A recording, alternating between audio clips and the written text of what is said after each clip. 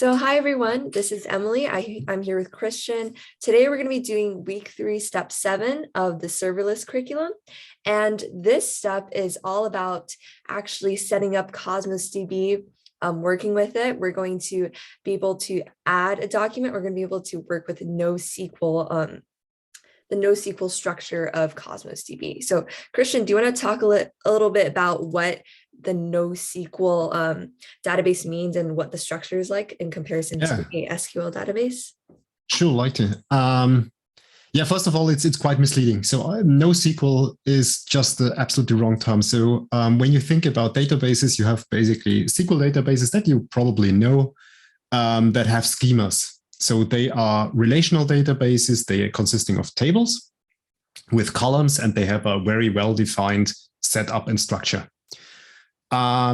Which also means they have been out there for quite a long time. They are very mature, and you interact with them using the SQL, so language, in order to manage your database.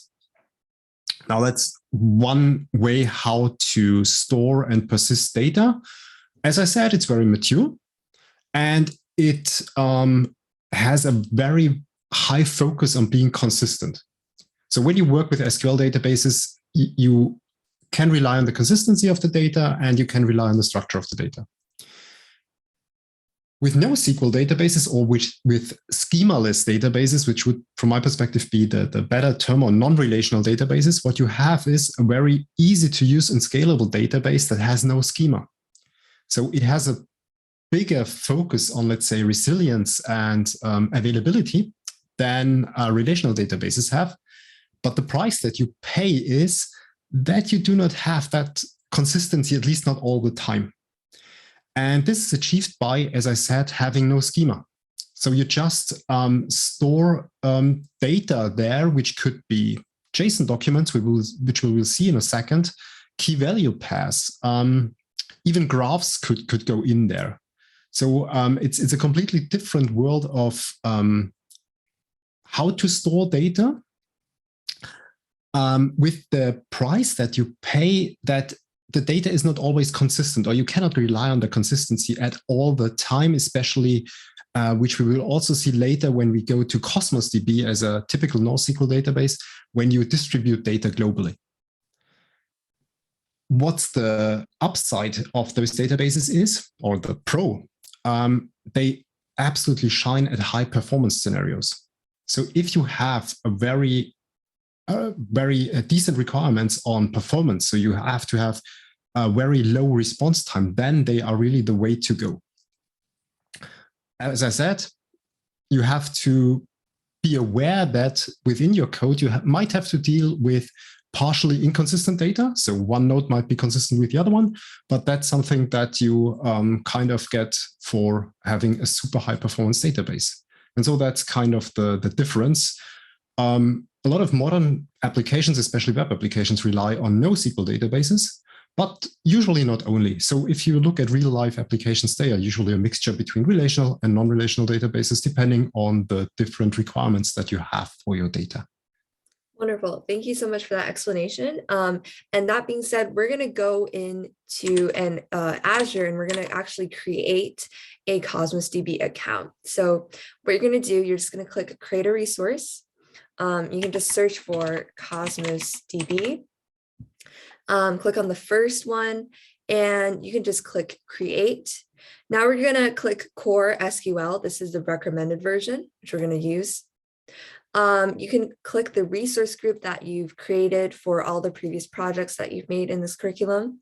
I'm going to call this account name Bit Project 2022, just for our reference. And you can go ahead and click Review and Create. Once it validates your input, you can click Create, and it's going to start deploying your resources. Now, this might take a second. So while this is deploying, I'm going to go back here and talk about what our functions are going to be and what we're actually coding today.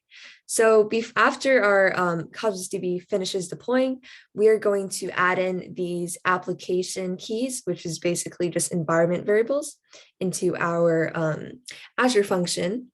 And then we're going to write a couple functions. The first function is going to be called create. Now, what the create function actually does is it's going to use the client to create a database and create a container if it doesn't exist. And then we're going to create a second function called the create document function. This create document function has two major things it's going to do for us. The first thing being it's going to store our new item. The second thing is it's going to return the new item in the database. So the previous input.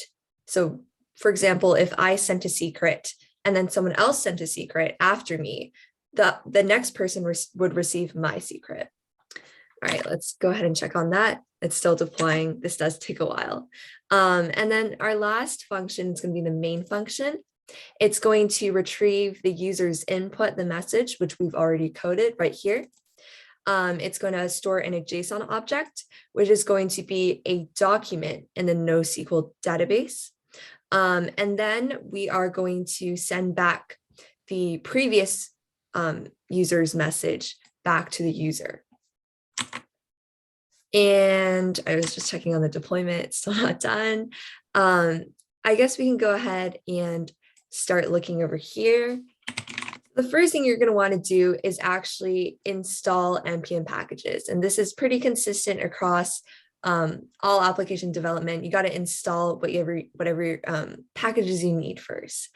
So what we're going to do is I'm just going to do npm install at Azure Cosmos. That's going to go ahead and start installing my npm package. And after I do that, I do want to require it at the top of my code. There you go. So now that now everything else in my code will be able to access it. Let me check over here. All right, deployment is complete. So let's go to the resource. And I'm going to click on keys because now we're going to add in our application keys. Now, remember, again, I say this every single time, never show these keys to anyone, but we will be doing this for the purpose of the video because I will delete this application after. We're going to add some application settings. The first one is going to be Cosmos endpoint, and you can find that secret right here. I'm just going to paste that in.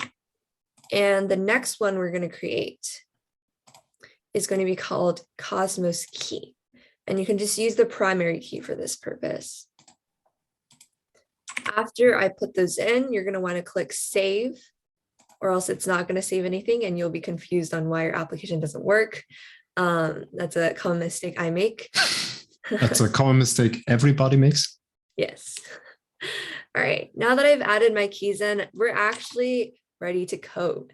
If you go up here, you can go ahead and check it off from your to-do list if that helps. So the first function we're going to make is the create function. And I've already went ahead and set up the packages. So now we're going to actually create a config object. You might not be familiar with this, but a config object, what it basically does is it stores all of the values you're going to need to configure your the connection to your Cosmos DB. I'm just going to go ahead and copy this over. A lot of coding is actually copy pasting, as you may have realized throughout this camp. Now, I also opened up the documentation for Cosmos DB in a separate tab. And as you can see here, I have it opened up, and this is super helpful because it actually gives us all the code we're going to need. And right here, it already has our create function set up for us. So Christian, while I'm copy pasting this and editing values, do you want to talk a little bit about how to read documentation and what the importance of documentation is in programming? Yeah, sure. So basically, documentation will always be your first point to dig into a topic. So the better the documentation, the lower your entry barrier to the topic. And having said that, I think Microsoft usually does a great job in delivering documentation, especially as you can see here with extensive code snippets. Now, take that with a grain of salt because sometimes the code snippets are not super up to date.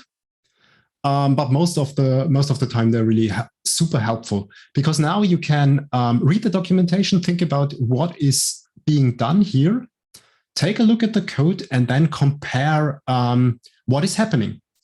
Because if you think about the Cosmos DB, we have now several parameters that you saw. We have the container, we have the database. So different concepts with are, well, specific to Cosmos DB. Because when you think about the Cosmos DB, you have this big database. And as you see here now, you have the database ID, which basically says that's my database. And then within the database, you have a so-called container, which groups your data. That's completely schemaless, so you can throw in anything there. And then you put in the items, which I think we also saw in the documentation just a second before, which contain then the data. And this really now guides you through. You have your Cosmos DB service set up. As we have seen when creating it, we use the SQL API. So that's why NoSQL makes no sense, for example. You use the SQL API to access a NoSQL database, but that's how it is. Then you set up all the bits and pieces in there from the database to the container to the item. And yeah, I don't know, taking a look at or do you want to go through the code, or should I shortly step through? Emily? I think before we step through the code, that's a great idea. I'm going to talk a little bit about the structure of a NoSQL database because we haven't really touched on that yet. Yeah. So as Christian talked about before, a SQL database has your standard rows and columns, so your tables as you might think of when you think of a database. In terms of a NoSQL version, you're going to have first on the top level your account, your database account, and then you're going to step into the database level. And then you're going to have your containers. Containers are kind of like folders you have in Google Drive. And then inside of those containers, you're going to have documents. Like you could think about it like Google document folders. And then inside Google Documents. And that's how a NoSQL database is structured. Christian, if you want to touch on that, you can, or you can go ahead and step through the code. That's absolutely perfect explanation. Yeah, that's how it's structured. And as I said, it can be Google Documents. It could be completely different stuff. When you think about graph databases where you have nodes and edges, you can also store that there. That's kind of the degree of freedom that you have there. And that's, I think, great. Awesome. Great to use and great to play around. And as you see, it's not much code that you need in order to set things up. Yeah, so you just have create the database if it does not exist. You can create the container if it does not exist. So it probably will just run the first time because the first time around, we don't have any of these. But after that, it's not going to run because we already have everything set up. All right, so that's our create function. That was pretty simple. Now the create document function might be a little bit more complex because we're adding a lot of things into it. This might seem like a lot of code being thrown at you at once, but we're going to step through all of it. All right, so the first step we're going to do is create the function header. So let me go down here. And it's going to be an async function. We are doing async function create document, and we're going to be passing in a single parameter. It's going to be called new item. So that's whatever item we're trying to insert into the Cosmos DB. Now that we have that, we're going to go back to the documentation. The first step we need to do is actually, if you look down here, we want to connect to the Cosmos DB database. So if you go down here, there's actually a section for that. We're actually going to want to connect to the account. So I'm just going to go ahead and copy paste this. Has everything we need here. I'm going to space this out nicely so that it's more readable. And these few lines of code, if you look, it's really just, it's contacting the client, it's setting up, getting the database, getting the container, and then it's calling our create function. And we did not need that in front of there because our create function is in the same file. Everything's in the same file. So after we called our create function to create anything that's necessary that's not set up yet, we're actually going to go ahead and go to the next step. And if you see here, so once we establish a connection, we are going to query the database for the most recent document. That's what we talked about before. And if you look on the documentation, it actually has the code for you. So once again, we're just gonna go ahead and copy paste. And remember that when you copy paste, you're gonna want to check over the code because sometimes they use different variables that then you might have declared, and that will cause issues. As you can see here, I'm looking through. We're actually not gonna need this. This is just printing out the items line by line. We don't really need to do that, so I'm just gonna remove that. We are going to need to return the items. So that's the last line, return items, because we're going to need to access that later after we retrieve the output of this function. We're also going to need to change this query. So if we go ahead, go back to the instructions, we actually provided you this correct SQL query. Like Christian said earlier, it's kind of counterintuitive to think that we're actually using a SQL query, SQL query on a NoSQL database, but that's just how things work. Yeah, so, okay. So now that we've done this, just to summarize what we've done so far, we connected to the Cosmos DB account, and then we just queried for the most recent item. Now, the last thing we need to do in this function is actually store our secret. So you might have remembered earlier that we added a parameter called new item. If you go back to the documentation again, you're going to see there's something called create an item. This is the code we're going to use. I'm just going to copy this line of code. And I think I'm going to put it right before it starts querying. Okay. So if I put it up here, you're going to see that we are utilizing the new item parameter to create a new item inside of this container. And now that we've done that, I think we're about good to head on to the next function. Christian, do you have any comments on this function specifically? Yeah, perhaps two small comments. First one, if you ask yourself in this query, what's the seed._ts? So Cosmos DB automatically creates some columns, and this is the timestamp column. So this basically tells or says within the database, hey, that was the timestamp when this entry was created or changed.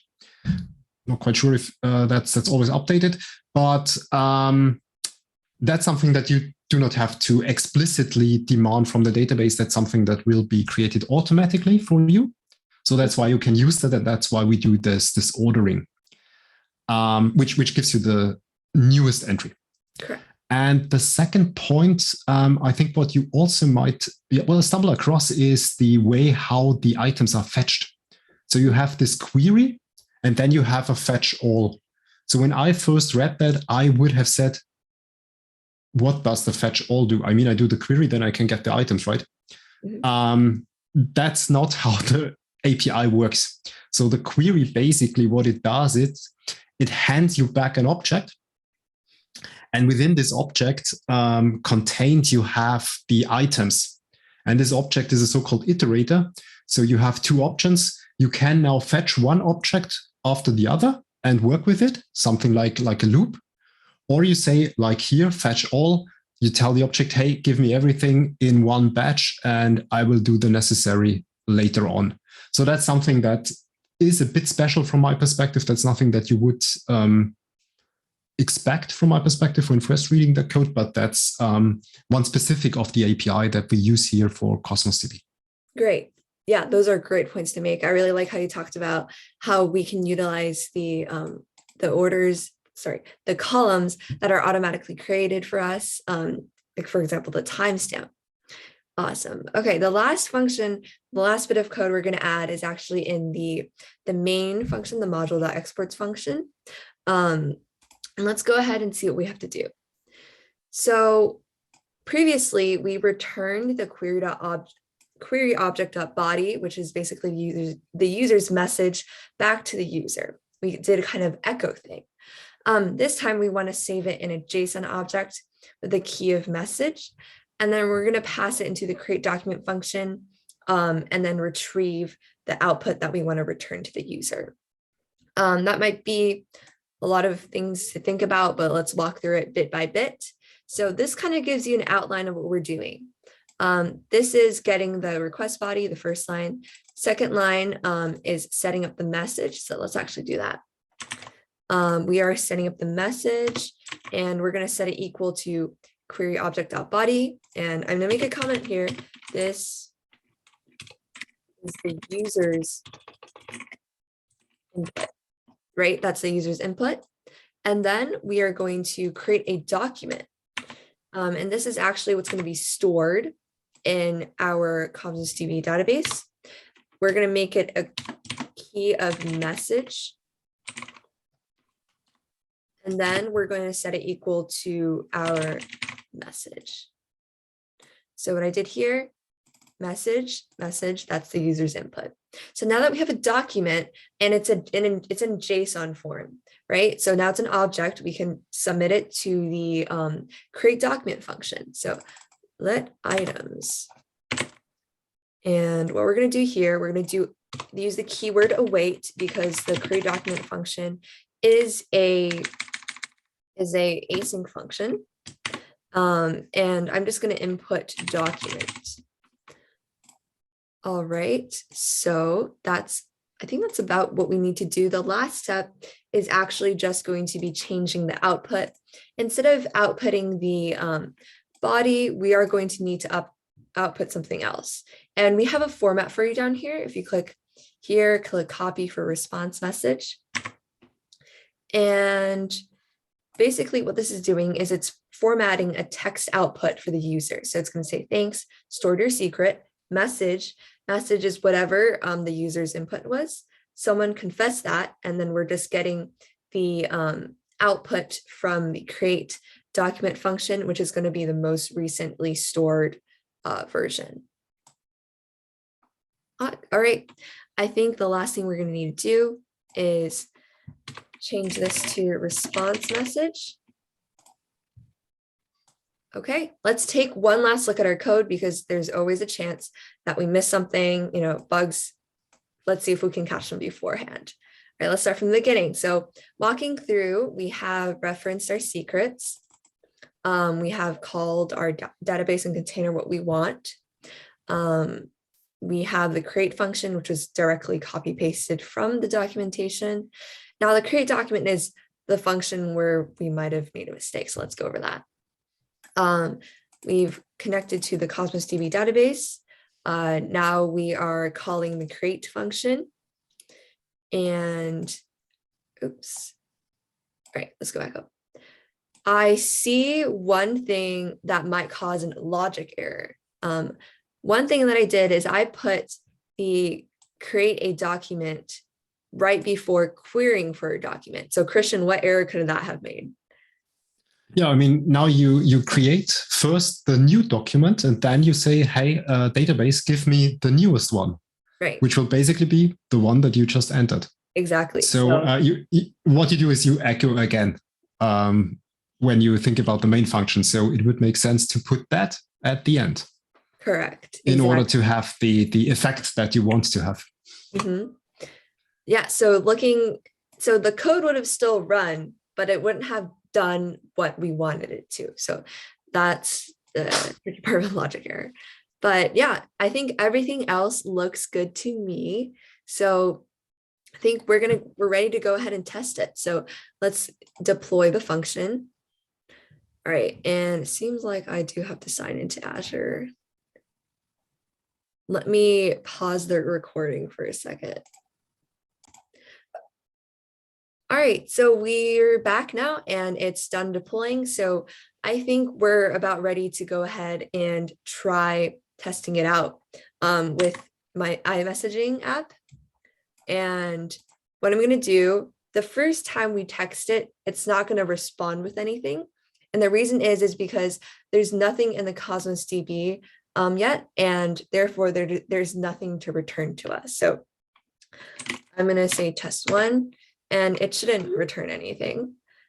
All right, that makes sense. Test two. Now it should return something. And if it doesn't, oh, there we go. So someone confessed that test one.